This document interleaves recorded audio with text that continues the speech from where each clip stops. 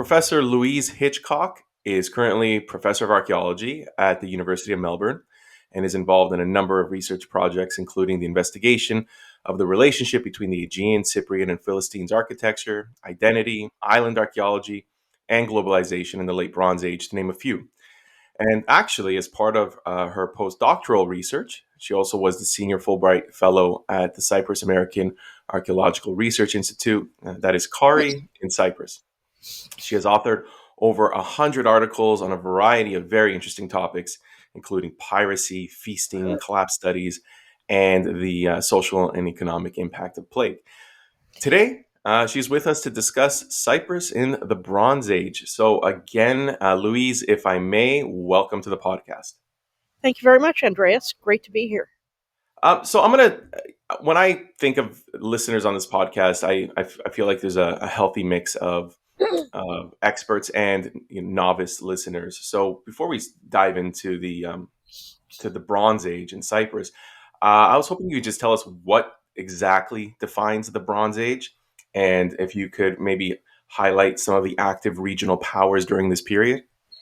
Yeah, the term Bronze Age comes from the various ages. I think it was Hesiod, and it's meant to refer to the highest level of technology humans were working in at the time. So the Bronze Age is sometimes preceded by a Copper Age, and before that, a New Stone Age, a Middle Stone Age, and an Old Stone Age, and then it's succeeded by the Iron Age. And the time period that the Bronze Age in the Mediterranean generally refers to is approximately 3000 to 1200 BCE. And then when we come into the age of iron, between 1200 and 1000, this is when iron technology becomes the highest level of technology people are working in. Now, this doesn't mean people stop using stone tools or bronze. It just means that the level of technology was raised to another level. In fact, I just taught in a subject recently that the humble mortar and pestle is still widely used and was named by The Guardian to be the one of the top 15 pieces of kitchen equipment. Now, with regards to Cyprus, which, full disclosure, we do really have a Cyprian angle in this podcast. How integral was Cyprus for the sustainment of the Bronze Age period in the Eastern Mediterranean? And that is in terms of copper. And then also, how extensive would you say this trade was? Were Cypriots only traveling eastwards, for example? Not at all. Um, Cyprus was of key importance for the Bronze Age because the region in the Troodos is a major copper producing area. In fact, I believe it still is. And it's not the only copper producing area. Copper was also coming from Anatolia, from Timna in southern Israel, and also further west from Sardinia. So it was of key importance, but not the only importance. What is more of a problem is tin, which we don't have. It doesn't leave a lot of trace elements to the modern era. It would have been collected at a high elevation and left no traces, although we do have some insights onto that now. But again, Cyprus was of key importance, and what's really interesting is that in the 11th century BCE, Cyprus had formed quite a close relationship with Sardinia further west. And it's like, why would they go to Sardinia when Sardinia is a major copper producer? And my suspicion, and not just mine, but others, is that they were going there to get tin that was coming into Iberia via Cornwall and then taking it back, and also maybe doing some technology transfer. But we have a number of Cypriot finds in Sardinia and a number of Sardinian finds in Cyprus. And I have a new PhD student who's Sardinian who's addressing some of these issues. I want to circle back to something you mentioned about identifying the source of the material. I might be wrong about this, but the other tin producing region at this time was in Afghanistan. Now, we're not able to really find remnants and kind of trace them to one particular region or another? That's just not something that we're capable of doing at this Um, point. Probably not, but I'm interested to hear you say that because this is the first I've heard about tin coming from Afghanistan. We do know that there was trade coming from Afghanistan based on finds of lapis lazuli coming into not just Mesopotamia and Egypt, but also mainland Greece. And lapis lazuli only comes from Afghanistan. So if they had tin at this time and they were mining it, again, just because they have it now doesn't mean that they knew about it then, because it might be quite deep. I'm not sure. But that's something I'm certainly going to want to look into. Yeah, no, I definitely have a vague recollection of that. And if anyone does have any background to tin and its potential extraction in perhaps the far back as a Bronze Age, send me an email at cyprusthepodcast at Yeah, gmail.com. I do know that tin was probably being obtained in Anatolia. So Cyprus at this time is not known by its modern name. We don't call it Kypros or Kupros. It has a very peculiar name, and one that is, I think, it's the oldest mentioned name for Cyprus, and that is Alashiya. Alashiya. We don't know if the SH was pronounced. It would depend on whether or not the Cypriot language was Indo European or Semitic. You would have the SH sound in Semitic, but not in Indo European. So I tend to spell it with the Shin character, but I pronounce it Alashiya. And the earliest mention, and actually I don't know if this is the earliest mention, but it's very famously attested in the Amarna Letters. Now, would you be able to provide a little bit of background on the Amarna Letters and their significance to the Bronze Age? Oh, I'm really glad you brought that up because I have an 8,000 to 10,000 word article coming out either later this year or early next year on Amarna tablet EA35, which is the Hand of Nergal tablet.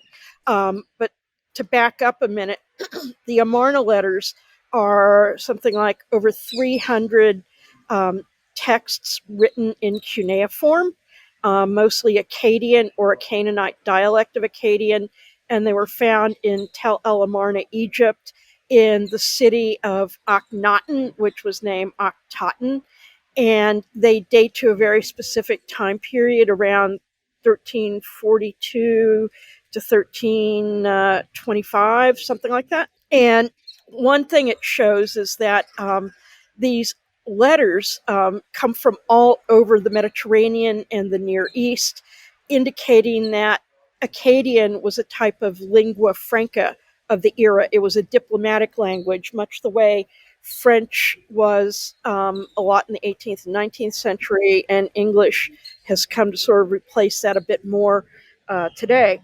And there are about 7 tablets that come from Cyprus, from Alashiya.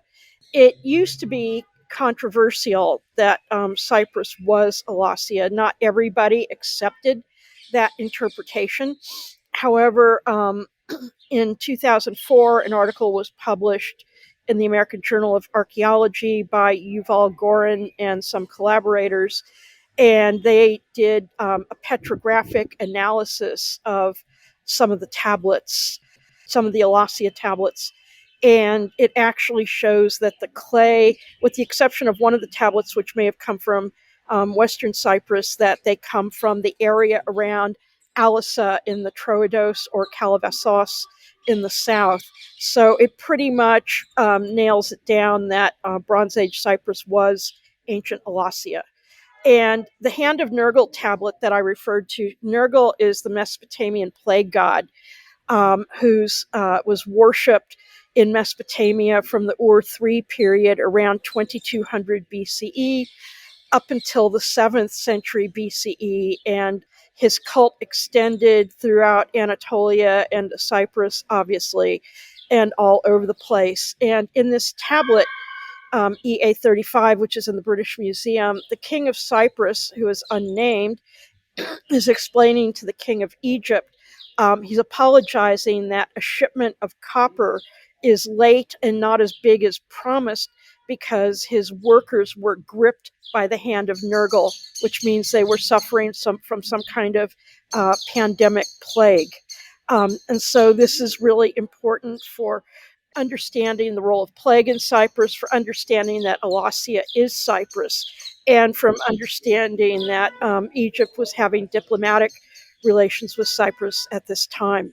So I know that tablet that you're referring to, and it's chilling imagery. Just that phrase, "gripped by the hand of Nergal." I It's know, it's very dramatic.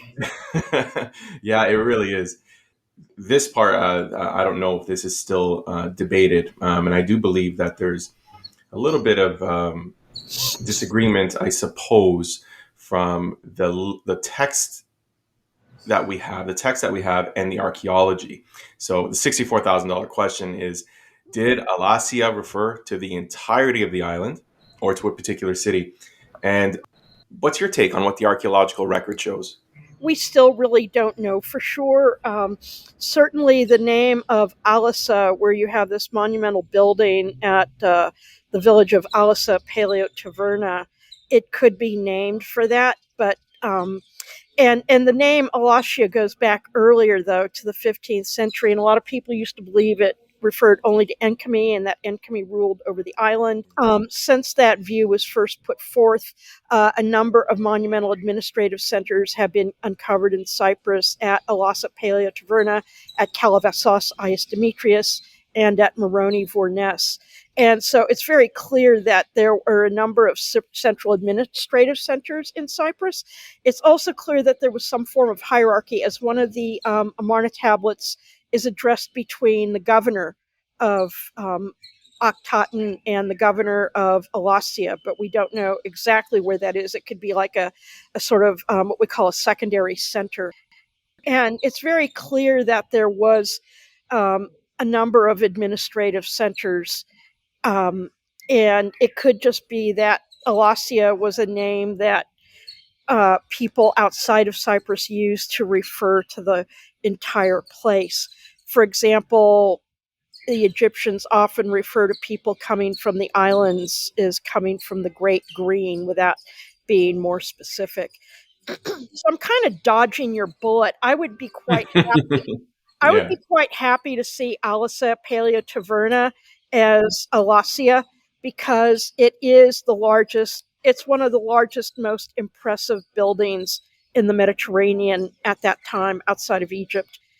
We also have reference to the first and oldest, I suppose, the oldest reference to a king, and it's a bit of a tongue twister. Kush Meshusha, I believe it was his name.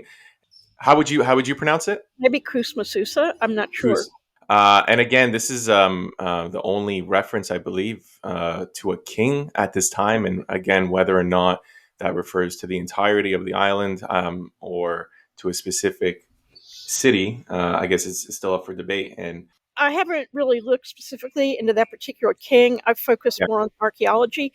for However, sure. it would be surprising to me if you had one site ruling over the whole island, just because of the number of monumental buildings that spring up during this period, as well as the geographical diversity. And really, a lot of Mediterranean areas at this time are characterized more by small city states than by sort of ruling empires. It seems to be only Mesopotamia where you see ruling empires, and then they expand, and then they contract and go back to being city states. And this happens in Mesopotamia, back and forth and back and forth.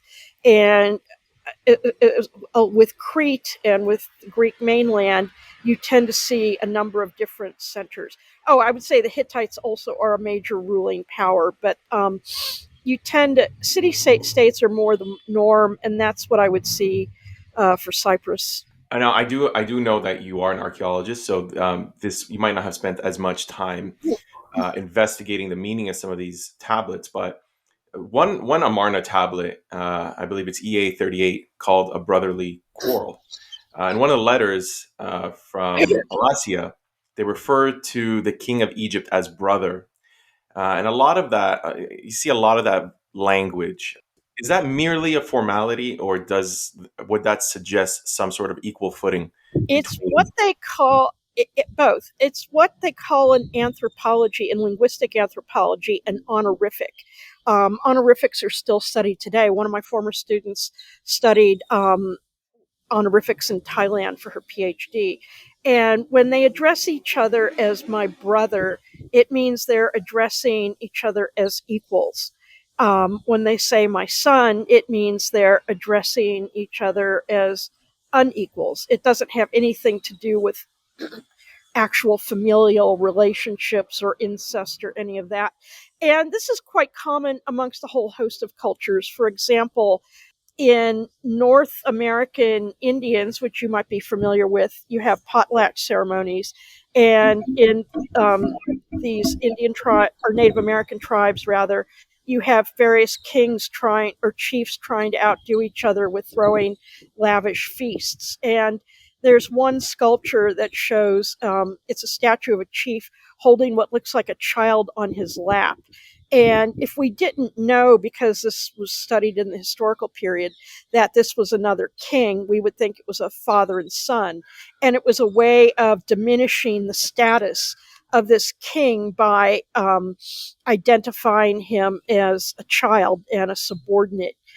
So this is very, very common, this use of honorifics. And it's been argued by an art historian, Marion Feldman, who studied the international style of portable exotic objects that spread all over the Near East, including Cyprus. In fact, Cyprus was involved in producing a lot of these objects, that there was an elite brotherhood of kings. So you had this sort of creation of a supra elite regional set of identities of brother kings that maybe shared more in common with each other than they did with the people they ruled over.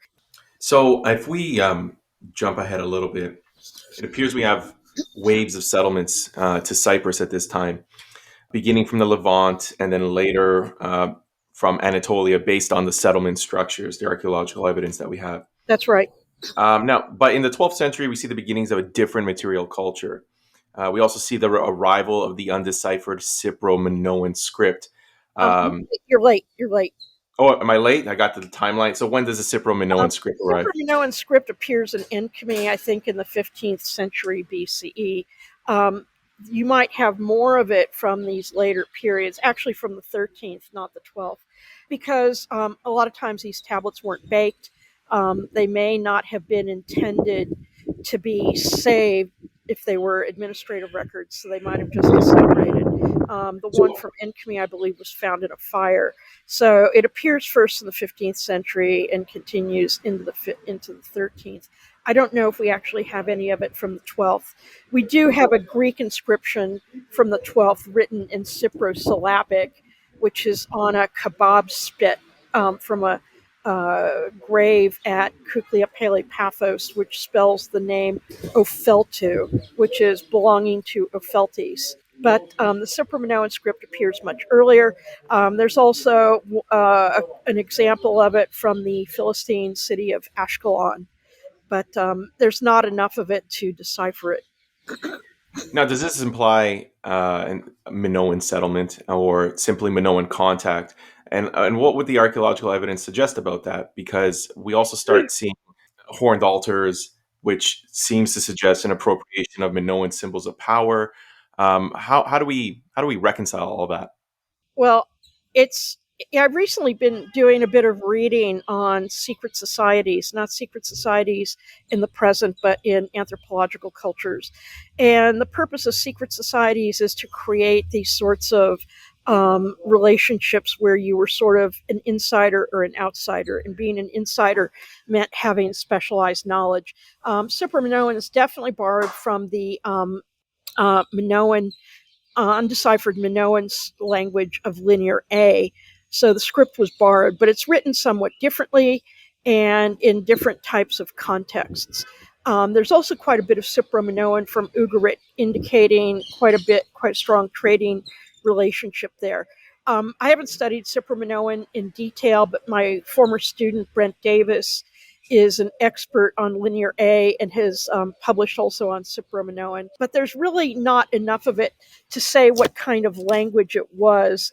And the fact that you get it so early, but you don't get a lot of other things like Minoan pottery, argues against some kind of colonization event. I think, as you suggested, maybe based on reading my articles, it's more an attempt to appropriate something that communicated what we call distance value and prestige and exclusion. And sort of parallel to this, Bernard Knapp has argued that the copper industry at the site of Kition was shrouded in secrecy in order to sort of keep it within a small group of people. And this is why it's within the sacred precinct. And this is not so unusual, but I believe that the Cypriots were appropriating a number of other Minoan symbols. You mentioned the horns of consecration. And it's interesting because we start to see horned altars in Philistia. And there's an interesting one from Ashkelon, which the authors claim was borrowed from the Mycenaeans. However, there's no reason to say it came from the Mycenaeans and not from Cyprus, because I think we only have evidence for about 2 horns of consecration on the Greek mainland, and we have something like 7 on Cyprus. So the Cypriots were imitating Minoan symbols far more than the Mycenaeans were, and whether this was brought over based on a trading trip to Crete or whether they copied it from pottery, because you have the horns of consecration symbol was widely circulated on both Minoan and later Mycenaean style pottery. We're gonna come back to this a lot more in depth when we focus a little bit on the architecture of the time period, which you've written on extensively, and I do have a lot of follow-up questions. But I'd like to give some context now to pretty much 1177 BC, which was made very famous by Eric Klein's book. This is obviously the Bronze Age collapse, which he calls ultimately a systems collapse. Can you briefly explain what this theory is on what brought about the end of the Bronze Age, or at least its decline? Yeah, first of all, I'd like to mention I've known Eric since we were both MA students, and we bicycled to the 1984 Olympics together. So we're long time buddies. It's Yeah. more of like a sibling relationship, but Oh, that's great. I actually was lucky to read 1177 before it was published. Um, I see it, he calls it as a perfect storm of calamities. My preference is to refer to it as what's called in physics self organized criticality. And this idea of self organized criticality, complexity is modeled by a sand pile. And in this sand pile, you might have, of course, the pile accumulates by dropping sand on top. And from time to time, when you drop a piece of sand on the pile, you might have small avalanches, and then they stop because the system corrects for itself. And then you reach a point which is known as the critical state, where you don't know which grain of sand it is, but suddenly you have cascading avalanches and the system falls apart. And this is kind of, I guess, another way of sort of saying what Eric saw as a perfect storm of calamities. And I don't know if you've received or gotten a hold of the commentaries on 1177 that were just published. No, I haven't, but Um, please do tell. I can send them to you, but there's a recent commentary published last month in the Journal of Eastern Mediterranean Heritage and, and Archaeological Heritage Studies. It's a long name. And there were several commentaries. In my own commentary, what I suggested is to move forward. There needs to be more collaboration in terms of looking both at studies of collapse over history to look for patterns, but also looking more at the Western Mediterranean. I think Italy has kind of flown under the radar, and this is nobody's fault, but it's like it's a lot to master the Near East, it's a lot to master the Aegean, it's a lot to master the Aegean and Cyprus, and so on. What you do see is that in the late 13th century already, Mycenaean pottery is being not just exported to Italy, but it's being manufactured there, which indicates the presence of Mycenaean potters. And there's also some indication that you had Italian workers in Greece, and this is indicated by a type of pottery being manufactured there called handmade burnished ware. But it's also indicated by the appearance of a new type of cut and thrust double tang sword called the Now Two sword, which was an effective cut and thrust weapon. And Reinhard Young, who studies these things intently and also studies Mycenaean pottery outside of Greece, has determined that the sword style originates in Italy and spreads into Greece and may also be connected with the activities of the sea people. And Hmm. we do know that you have a change in the material culture at this time, both in Sardinia and in Sicily. Something I saw when I was in Sicily for the first time a couple of years ago in a museum was a notched ox scapula, which is a type of Cypriot, a very specific type of Cypriot ritual object. And so that's kind of indicates some kind of Cypriot connection there as well. So I think we need to also, look at all of these things and drill a bit deeper and a bit wider. As it stands now, based on what you call the or what Eric Klein calls a perfect storm, what are some of those events that we know as of now, before we cast the net wider, that contributed to the Bronze Age collapse? Well, he suggests earthquake, and I heard the paper that he originally gave based on this idea, which was presented before 1177. And it makes a good point because a lot of the places that are destroyed or sacked or attacked sit near earthquake fault lines. And, an earthquake wouldn't destroy a city, but it might create a moment of chaos where you could have a local uprising. And that's one.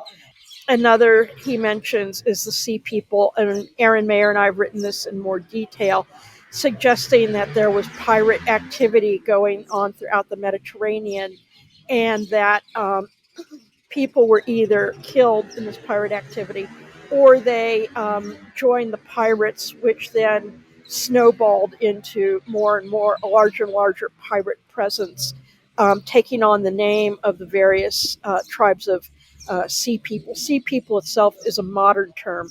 It's kind of like saying European. If I tell you something was caused by a European, you wouldn't really have much specificity unless I say they were from Switzerland or England or France or something like that. So it would be the activity of the sea people is another activity. Drought has been suggested. Even though there is some evidence for drought, I'm not completely convinced because I think it's hard to destroy things if you're hungry. However, drought might be seen as something to blame the king on because it's the king's job, at least in Egypt, it was to ensure that the Nile flooded yearly. And so a crop failure could be blamed on a king and also lead to this sort of uprising. So you could have drought or climate change, earthquake, raiding, and piracy. And some people have suggested plague and disease. And I don't believe plague.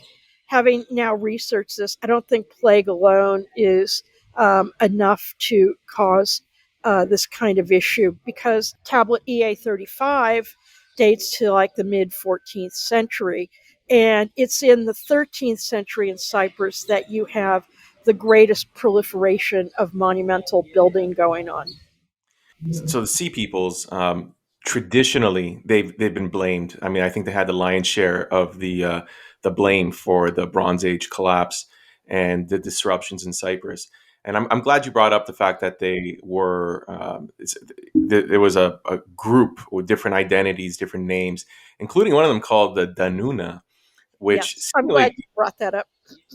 yeah, because it seemingly correlates to Homer's Danaoi.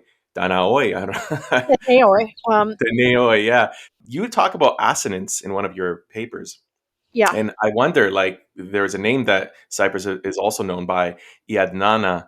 Is that is that an example of assonance? Can you tell us what that It is is, exactly? but it also means it translate. It's the Assyrian term for Cyprus, and Ya means like island or sea. Like you have various name like Yafo in Israel and various Ya names, and Yadnana means island of the Danuna.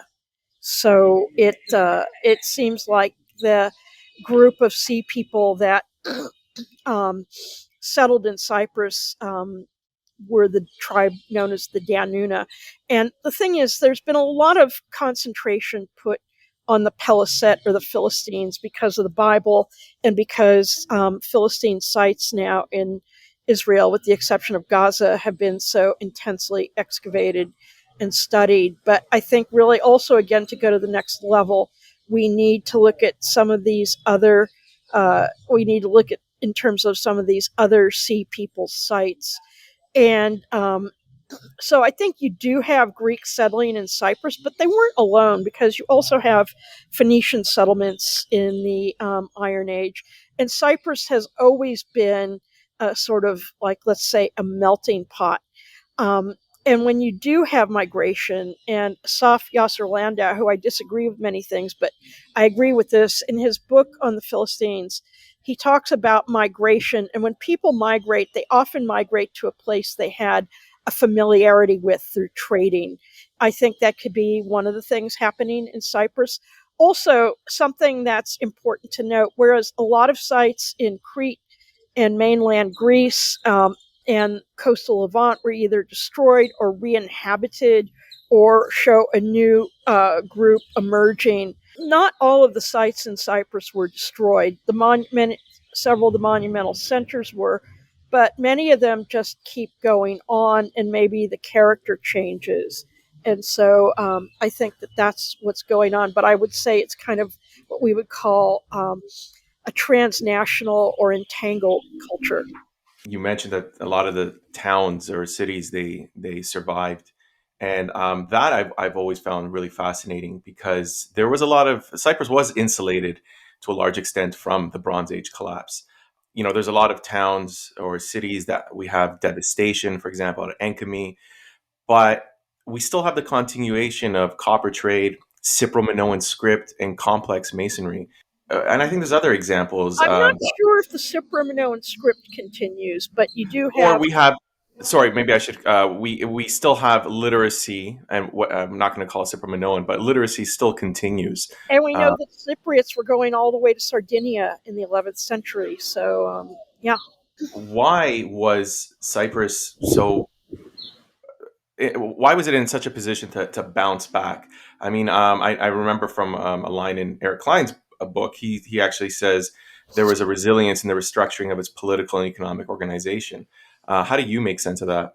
I think that's a little bit glossing over the facts of day to day life. I think you did have some new political organizations. You also have a couple of like one or two generation sites at Mont Pelo Castro and Pilo Coconut Cremos. But I think, it seems to be the main ritual centers continue on. Hala Sultan Teke seems to continue on. And I make sense of that in the sense that, first of all, copper was really important. Second of all, um, even pirates, modern pirates, had safe havens. And so there were probably a number of safe havens in Cyprus.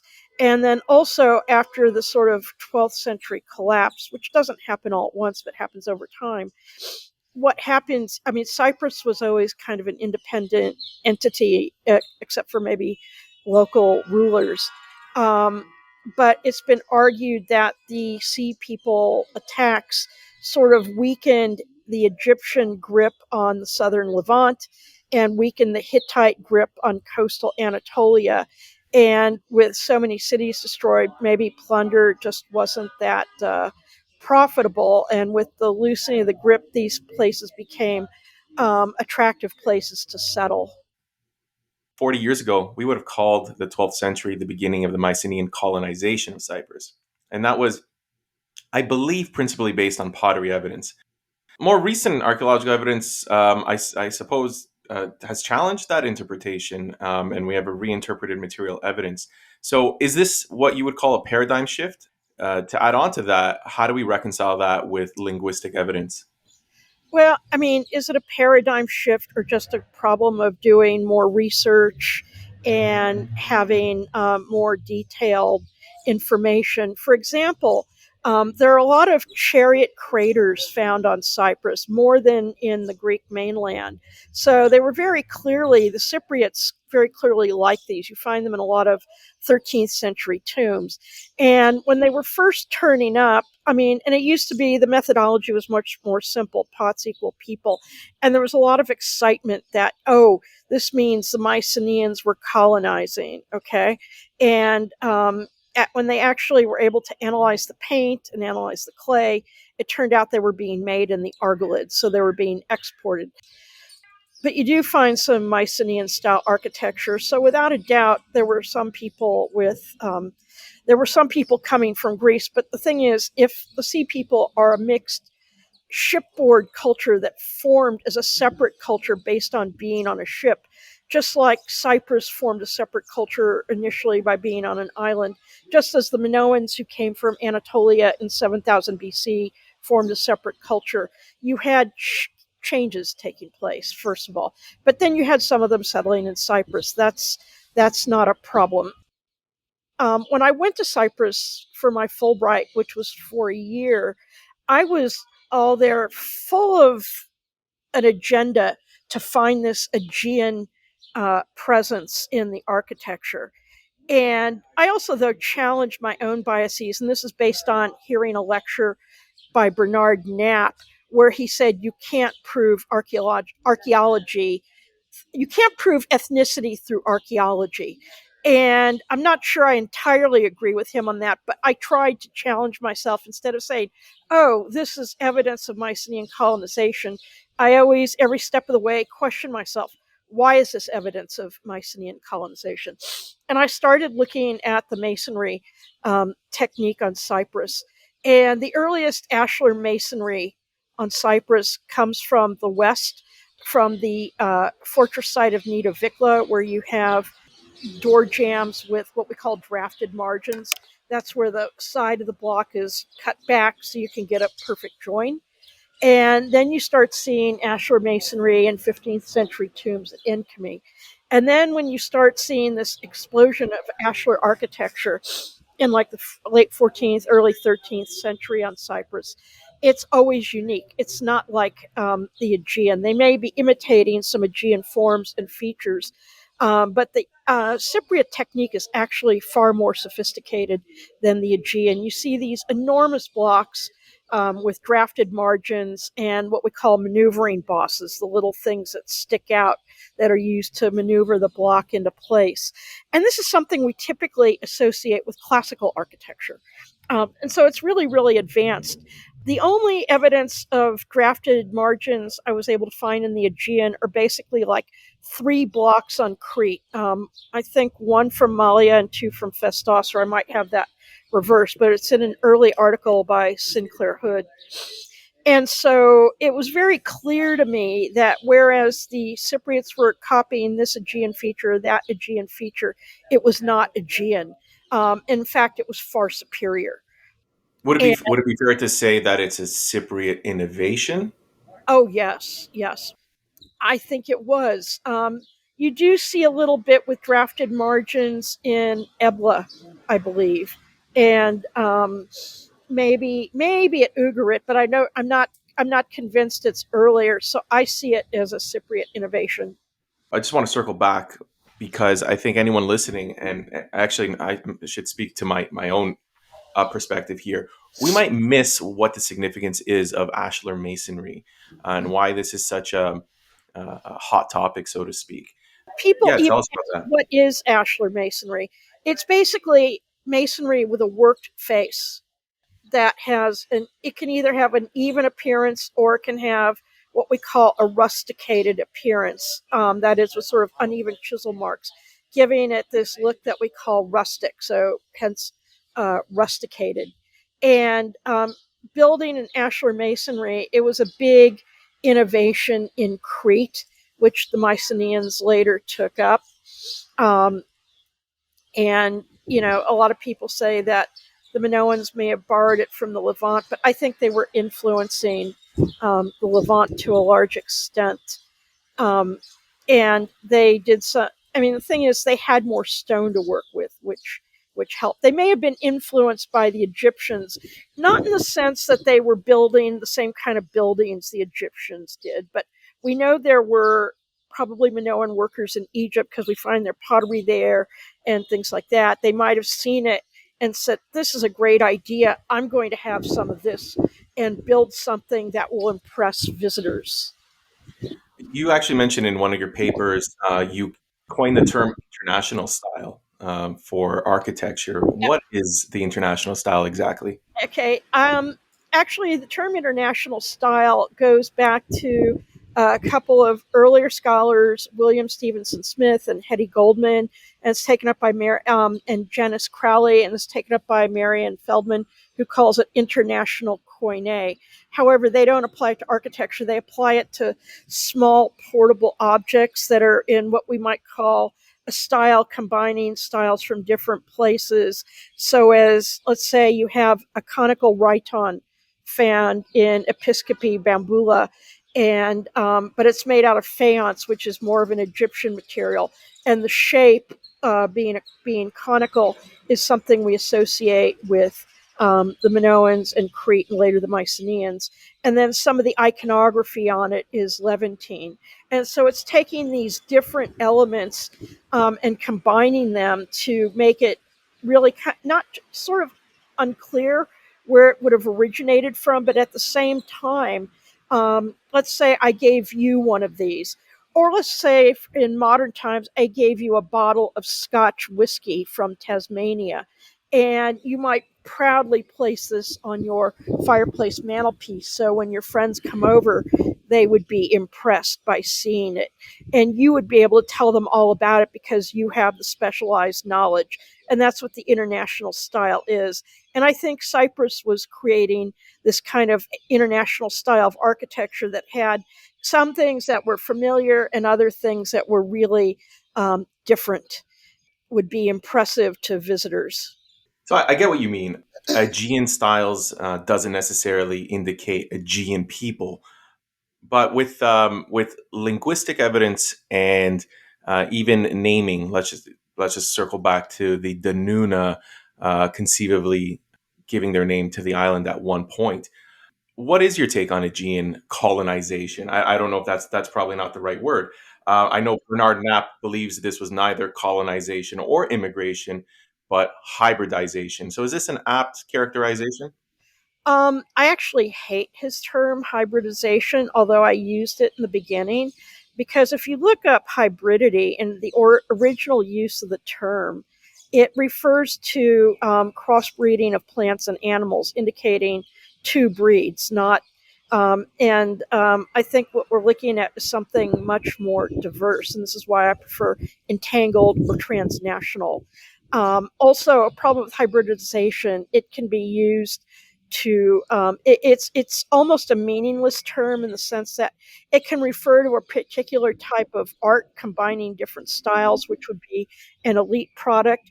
It can also refer to subaltern resistance, which is a completely opposite meaning.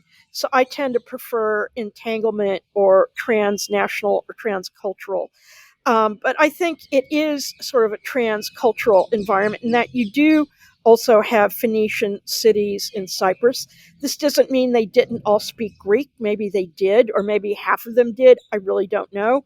Or maybe it was just, I mean, you have to remember also that anything that's written down was usually written down by elite males that knew writing.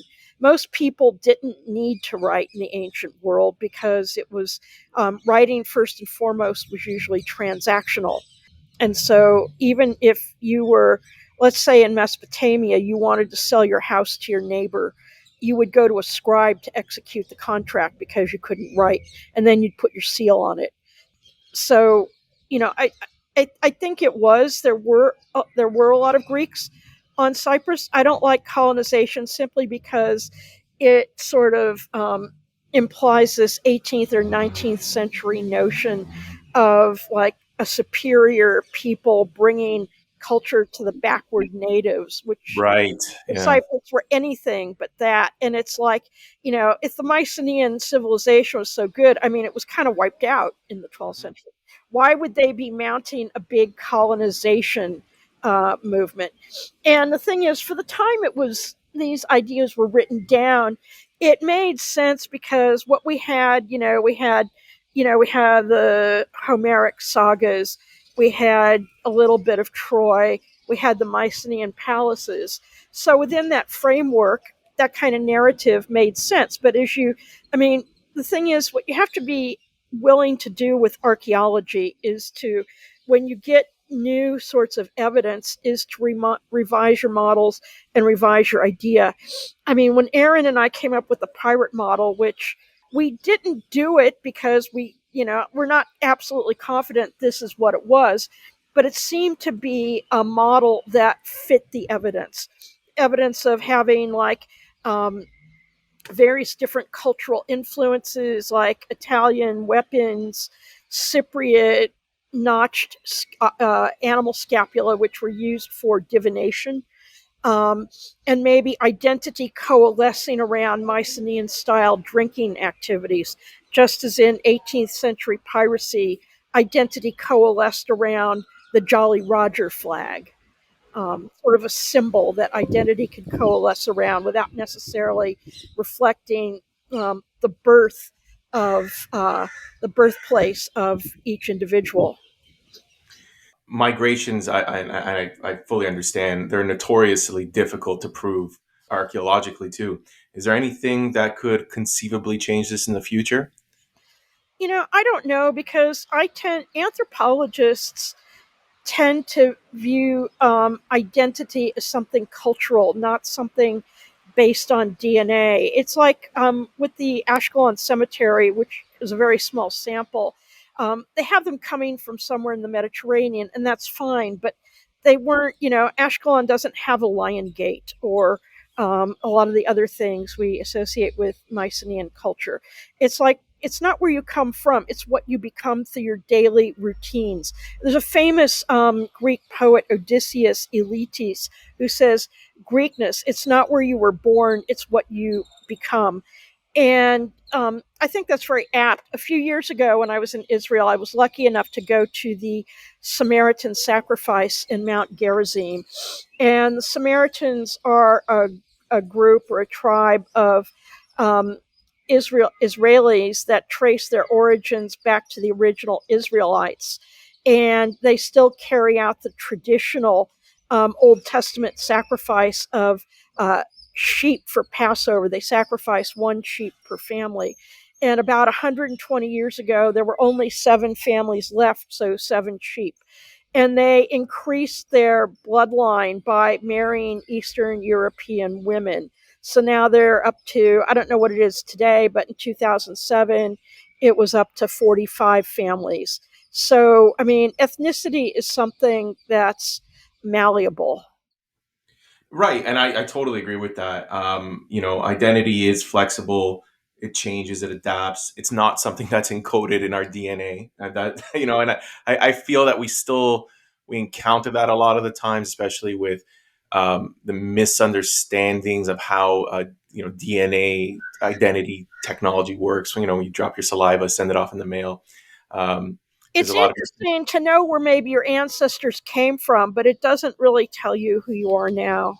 and now with that in mind, um, if we if we can safely say, yes, there was contact. Yes, there were certain migratory groups that left modern day Greece and made their way to Cyprus, And maybe likely as maybe they weren't all Greek. Maybe some of them were Cypriot. Maybe some of them were Sardinian.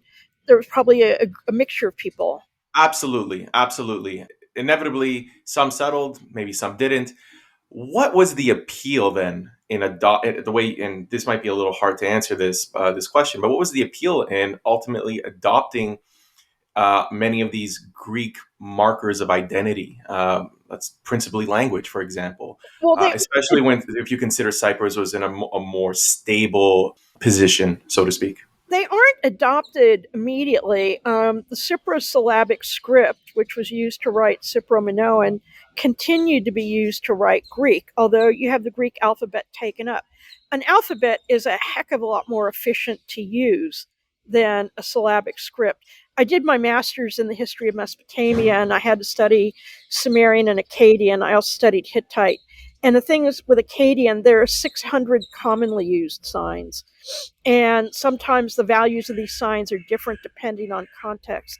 Having to learn 22 or 26 characters is a lot easier than having to learn 600 symbols. You talk about the possibility of one city in Cyprus actually being founded by sea peoples, which There's two actually. okay, so right. Also, So which are the two, and what's your current your working theory at the moment? before I talk about those two, I would just like to mention something about Enkmi. Enkmi is also the earliest version of orthogonal grid town planning in the Mediterranean. People like to talk about Greece and its orthogonal planning. Well, Enkmi was about 1,000 years earlier. Okay, moving on. The two sites are Ma Palo Castro and Pila Coconut Cremos. Um, Pila, it's not really sure whether they were refugees or sea peoples or pirates or what they were, but it's a site that's inhabited for a couple generations. And Ma Paleo Castro, um, it seems a bit more planned, and Ma Paleo Castro, it adheres more to what we understand about pirate geography in that it's situated on a promontory with a wall that cuts off the headland. And a promontory is a really sort of preferable place for pirates to inhabit because they can spot passing prey and it's also difficult to attack. Pila is a bit more complicated. The houses are both Cypriot and Minoan in style. You have hordes of buried objects that include silver and gold and pottery, and a lot of it shows Minoan characteristics. And but you also have Sardinian pottery, you also have local pottery, and there's a tendency to want to see this as a Minoan refugee settlement based on the most recent excavations. I would still kind of prefer to see it as a combination pirate, sea people slash settlement. They definitely had money if they had these hordes. Also, usually when people bury a hoard, in the ground and leave it, it's not because they intended to leave permanently. They intend to come back for it, and something prevents them. I did an article some years ago on looking at abandonment and looking at the Syrian people in the Golan Heights when they abandoned their houses. They sort of hid in the forest and looked on at what was happening to their property, and sometimes even went back at night to feed their animals. Eventually, they were driven out, but people just don't abandon something suddenly and leave all their money, let's say, behind.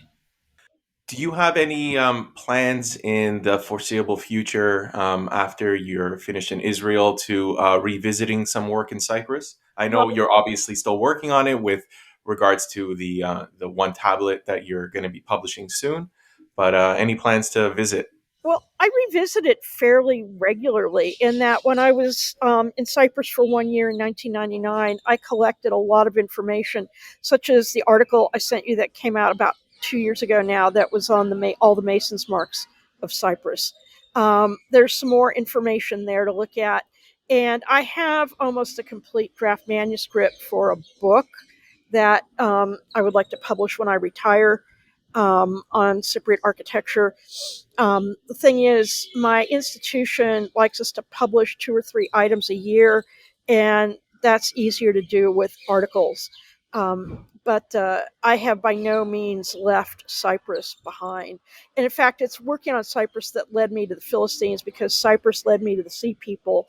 Cyprus and the Sea People led me to the Philistines, and that led to an opportunity to excavate at one of the Philistine cities. So and also my knowledge of Cyprus has helped me understand more what's going on in Sardinia, what's going on here in Israel. So it's never far out of mind.